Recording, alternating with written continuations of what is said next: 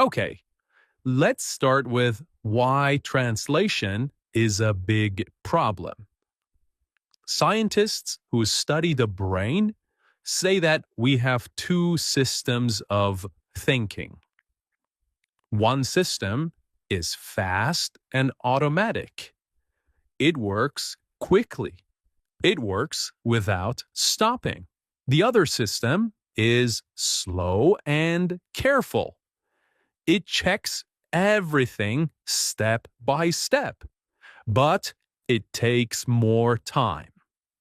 When you translate in your head, you are using the slow and careful system. You first think of the sentence in your own language. Then you try to change it into English. This step takes extra time. It makes you pause. It creates a delay. And it makes conversation feel heavy. It makes speaking feel difficult and stressful. But when you think in English directly, you use the fast and automatic system. It does not stop to check every single word. It does not move back and forth between languages. It simply speaks. It is quick. It is natural. It feels light and easy. Imagine this. You are sitting in a cafe. The waiter comes to you and asks, "What would you like to drink?" If you translate, first you hear the question. Then you think of the answer in your own language. Next, you try to change the answer into English. By the time you finish, the waiter is waiting. You feel nervous. You may even forget a word.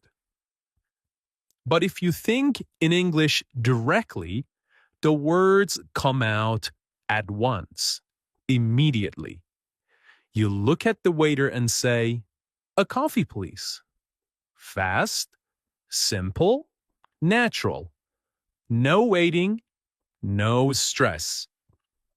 This is why translation is a problem. Translation makes you slow.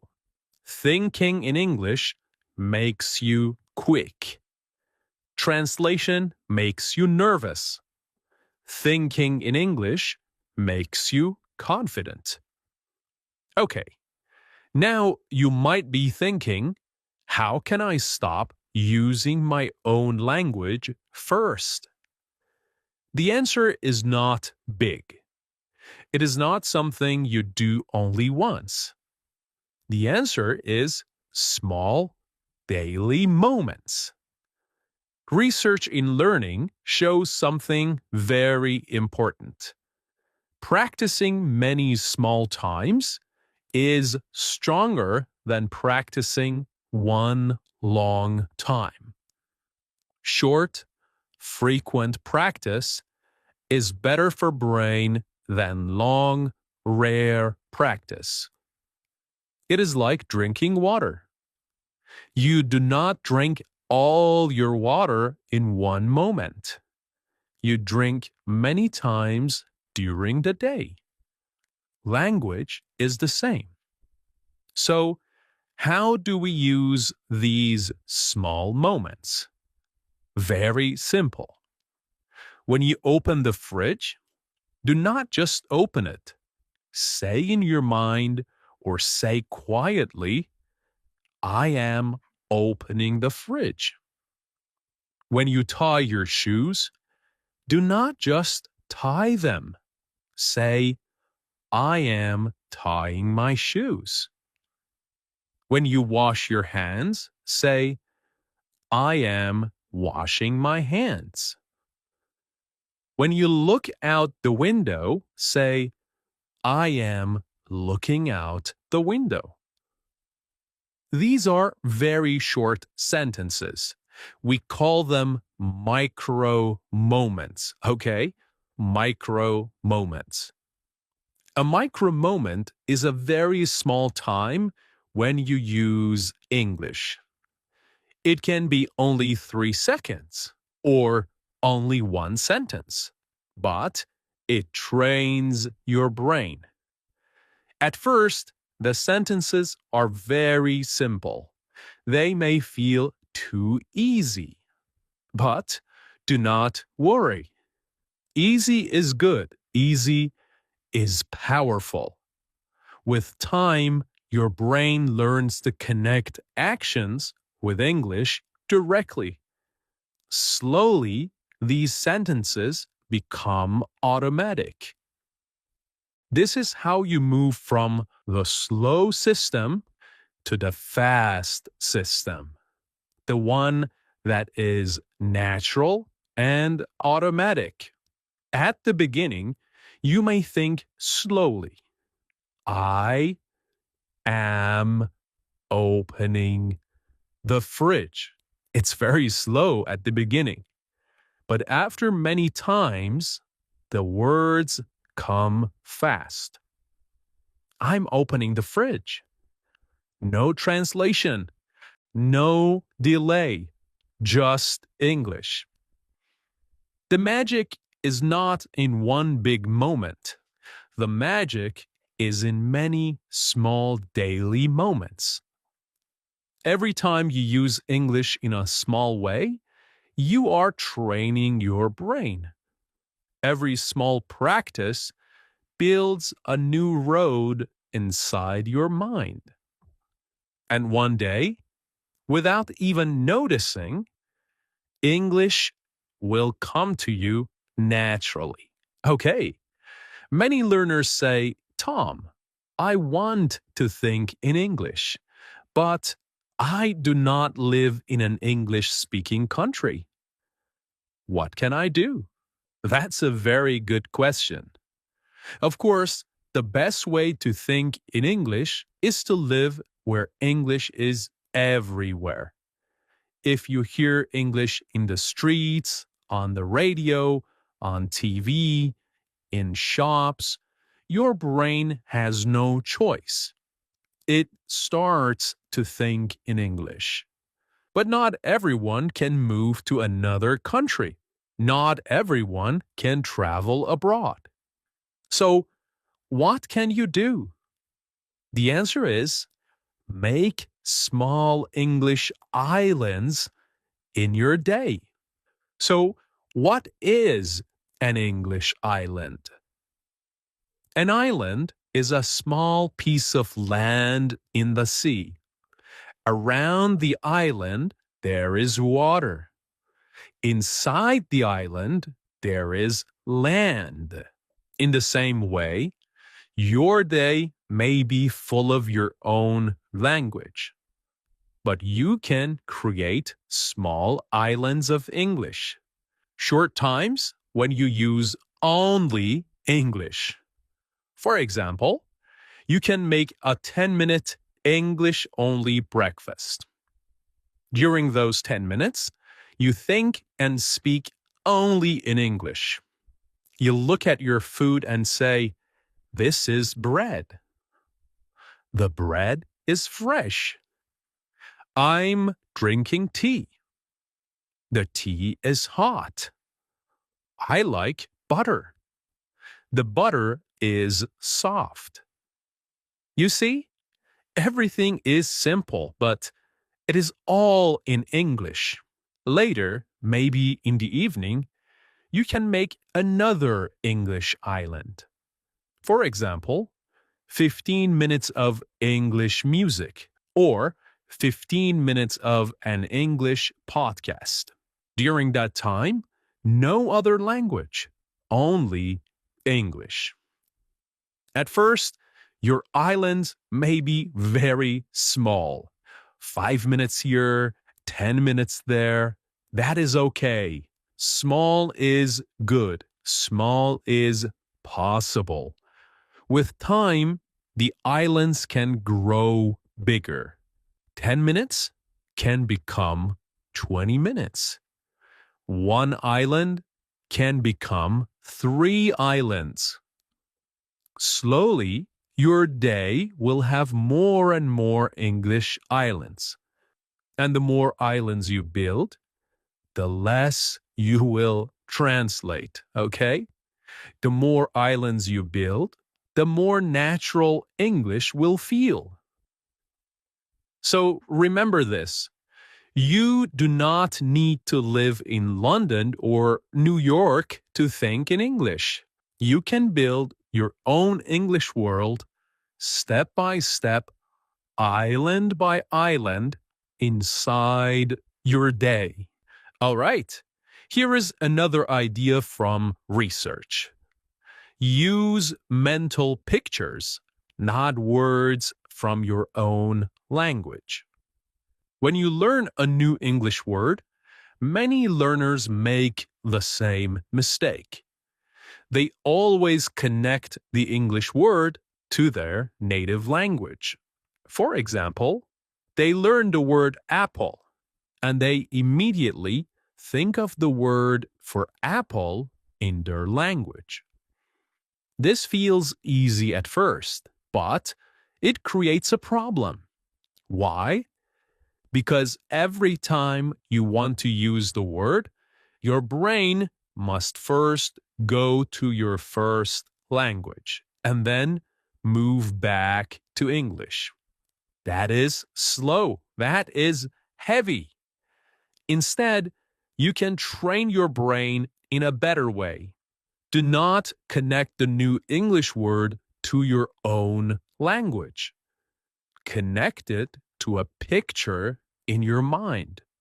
Connect it to an image, a sound, a smell, or even a feeling. For example, when you learn the word apple, don't think of the translation. Don't see the word from your own language in your head. Instead, close your eyes and imagine a big red apple in your hand. Imagine the taste. Imagine the smell of a fresh apple. Imagine the sound when you bite it. Now, when you hear the word apple, your brain will not run to your native language. Your brain will run directly to the picture. From English to picture, not English to translation. Okay? This is really powerful. Why? Because this is how children learn. A child does not learn the word dog by translating. A child sees a dog, hears the word dog, and the connection is made. Here is another technique. It may feel strange, but talking to yourself is a very strong method. Psychologists call it self-talk. Self-talk means speaking to yourself, sometimes quietly, sometimes loudly. You can say, "Now I am walking to the bus," or "I must remember my keys," or "Well done, I finished my work." You are your own English partner. You are your own English teacher. This is free, it is private, and it is very powerful. So, let me give you a simple plan you can use for 1 week.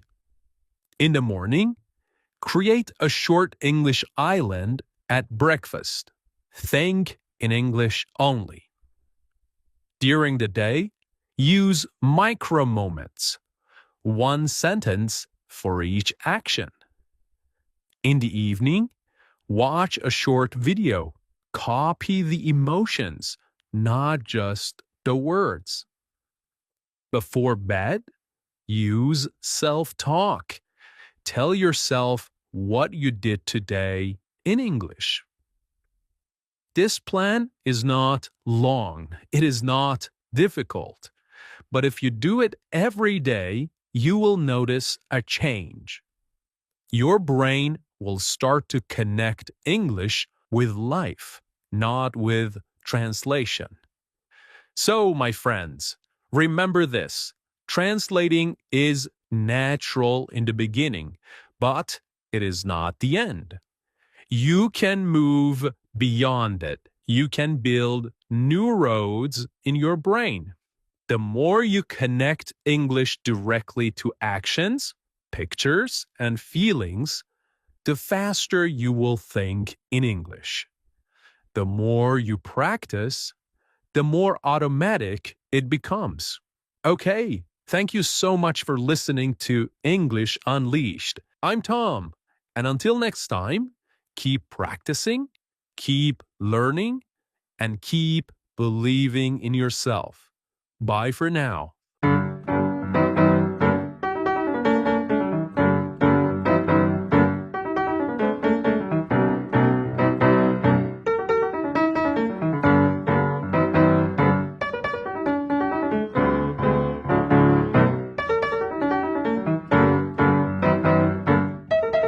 I will show you a clear order, a pathway that takes you from the very first stages of learning English all the way to advanced fluency.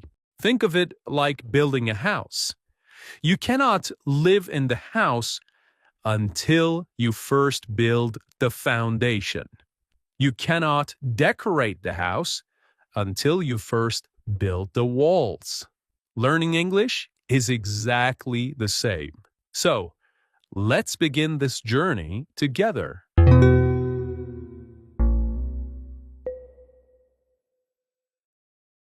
All right. Every house needs a strong foundation. If the foundation is weak, the house will not stand, okay? Think about it. If you build a beautiful house with walls, windows, even decorations, but the ground under it is soft and shaky, what will happen? The house will fall down. Learning English is the same. You cannot start with the roof. You cannot begin with complicated grammar or long essays or fast conversations. You must begin with the ground, the strong, simple base that will support everything else. And what is the foundation in English? It is the very basics. It is a small set of simple words and expressions that you can use to survive in daily life. Imagine you are traveling to an English-speaking country. You step off the plane, you go to a cafe, and you want to order a drink. What do you say? You don't need long sentences, do you? You don't need perfect grammar. You only need something simple. I want water. Or coffee, please. Okay? As simple as that. Later, you walk down the street. You are lost. You want to find a train station. What do you say? Something like, where is the bus? Or where is the station? Simple. Direct. Easy to understand. Yeah? This is your foundation. These are the basics. Words like eat, go, phrases like how much? I don't understand. Can you help me? It's not about having thousands of words. In fact, research shows that with just 500 to 1,000 of the most common words, you can already understand a huge amount of everyday English. You won't say everything perfectly, but you will be able to survive. You can buy food, ask for help, tell people what you want, and answer simple questions. At this stage, don't think about perfect grammar. Don't worry if you don't know whether to use present perfect or past simple. Don't worry about speaking quickly. That will come later. For now, focus only on learning the most important words and the simplest grammar patterns. And something magical happens when you do this. Once you can use these simple words in real life, your brain begins to feel more comfortable with English. Suddenly, English is not a mountain that is too high to climb.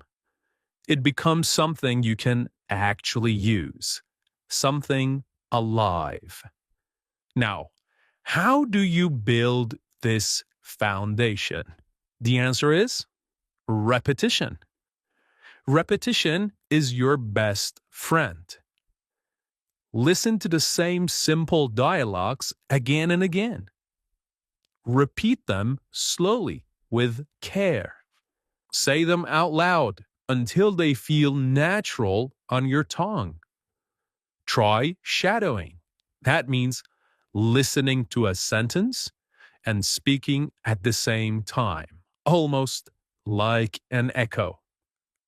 It might feel strange at first, but it's powerful because with every repetition, your mouth and brain work together. And remember, mistakes are not your enemy here. Mistakes are proof that you are learning, that you are building. So, if you are at the beginning of your English journey, focus on this stage. Do not rush ahead. Build your foundation strong and steady. Because once the foundation is strong, everything you add on top, grammar, vocabulary, fluency, they will stand firm. Okay? Now, let's go back to our house. You already have the foundation. The foundation is strong. The base is solid.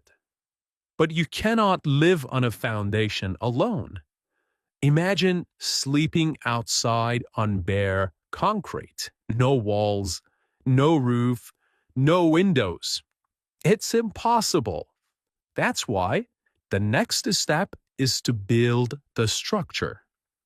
The walls that rise above the foundation and begin to give the house its shape.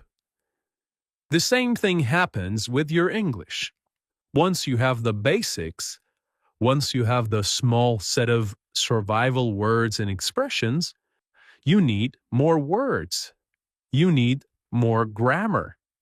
You need to start creating sentences that are longer, richer, and more flexible. At this stage, you might know how to say, I go to the market. That's good. But it's not enough. Life doesn't happen only in the present, right? Sometimes you need to talk about yesterday. Sometimes you need to talk about tomorrow. Sometimes you need to talk about things that are happening right now or things that happen regularly. So instead of only saying, I go to the market, now you can say, I went to the market yesterday, or I will go to the market tomorrow, or I'm going to the market now. Do you see how your world is expanding? Suddenly, you're not trapped in one moment. You can travel in time. You can express past, present, and future. That is the power of building the structure. And this is also the stage where balance becomes very important. Balance between input and output. Input means listening and reading. It's like the food you give your brain, right? Without food, you cannot grow. But if you only eat and never move, your body will not be healthy. In the same way, if you only listen and read, you may understand a lot, but you won't be able to speak easily. So, output means speaking and writing. That's when you use the energy from the food. But if you only speak and write without listening and reading, you may keep repeating the same small set of words. You will not grow. So, at this level, you must do both. You must feed your brain and you must train your brain. You can listen to podcasts like this one every day. You can read short stories, new articles, or even dialogues in textbooks. And then, immediately, try to use what you heard or read. Write 3 or 4 sentences about your day. Call a friend and tell them one thing you learned. And here is where shadowing becomes incredibly powerful. Shadowing is not just repeating words, it is training your mouth, your tongue, your ears, and your brain to work together. You listen to a sentence and you repeat it. First slowly, with care, then a little faster. And eventually, you match the natural rhythm of the speaker. At first, it feels mechanical, but very soon, something amazing happens. The sentences no longer feel foreign. They begin to feel natural. And that is when English stops being only a school subject. It starts to feel alive inside you. You are no longer just memorizing words from a book. You are using English as a real language. It becomes part of you, part of how you think, how you express, and how you connect with the world. Okay? So, at this stage, do not rush. The walls of the house cannot be built in one day. In the same way, build your English day by day with patience. Okay? Patience. Add new words. Try new tenses. Listen a lot. Speak a little more each day. And slowly, you will look around and realize, your house is no longer just a flat foundation. The walls are rising. The shape is visible, but you will begin to hear the natural rhythm and the music of the language. And of course, keep listening. The more you hear natural English, the more you absorb without even realizing it. The patterns, the expressions, the way sentences rise and fall, they slowly become part of you. Now, let me pause here for something important. At this stage, many learners feel frustrated. They understand quite a lot. They can read a book. They can follow a podcast. They can even talk to friends. But when they speak, they still make mistakes. They forget words. Their sentences are not perfect. And they begin to think, maybe my English is not good enough. My friend, let me tell you the truth. Mistakes at this stage are not a sign of weakness. They are a sign that you are growing. If you can tell a story in English, even with mistakes, you are already further than most learners ever go. Do not be ashamed of mistakes. Wear them with pride. They mean you are using English, not just studying it. Okay, The next stage in your English journey is about becoming natural. The structure of your language is already there. You can communicate, you can survive, you can even explain yourself in detail. But now, you want to sound smooth. You want to sound fluent. You want to sound alive in English. This is when you begin to work on your pronunciation. You start paying attention not only to what you say, but how you say it.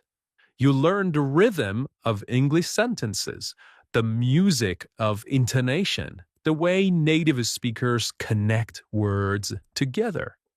Instead of saying every word slowly and separately, you learn to flow.